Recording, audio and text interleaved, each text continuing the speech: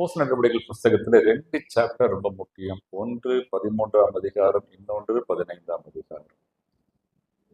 13ஆம் அதிகாரத்திலே தான் அந்தியோகியாவில்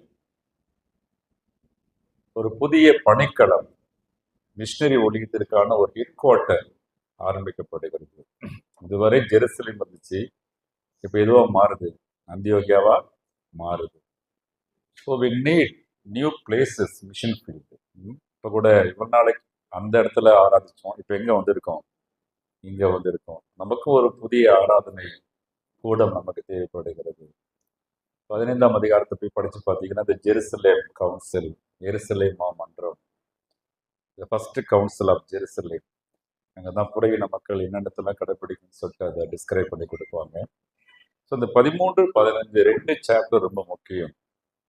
புதிதாக ஆண்டவரை ஏற்றுக்கொள்கின்றவர்களுக்கு நான் கொடுக்கின்ற ஒரு ஆலோசனை, முதலாவது லூக்கா நற்செய்தியினுடைய படியுங்கள், அப்புறம் அப்போஸ்தலர் நடவடிக்கைகள் படிச்சீங்கன்னா முழு கிறிஸ்தவத்தை நாம் தெரிந்து கொள்ளலாம். கிறிஸ்து பிறப்பு, அவருடைய ஊழியங்கள், அவருடைய மரண உயிர்த்தெழுதல், அதன் பிறகு கிறிஸ்தவம் முதல் நூற்றாண்டிலே எவ்விதமாக ஆசியா முழுவதும் பரவியது, அது எவ்விதமாக ஐரோப்பா சென்றது என்பதை குறித்து அப்போஸ்தலர் நடவடிக்கைகள் புத்தகத்தில் மிக தெளிவாக நாம் தெரிந்து கொள்ளலாம். முதல் நூற்றாண்டு கிறிஸ்தவம் எவ்விதமாக பரவியது இருந்தது என்பதை லூக்கா மிக அழகாக அப்போஸ்தலர் நடவடிக்கைகள் புத்தகத்தில் பதிவு செய்கின்றார்.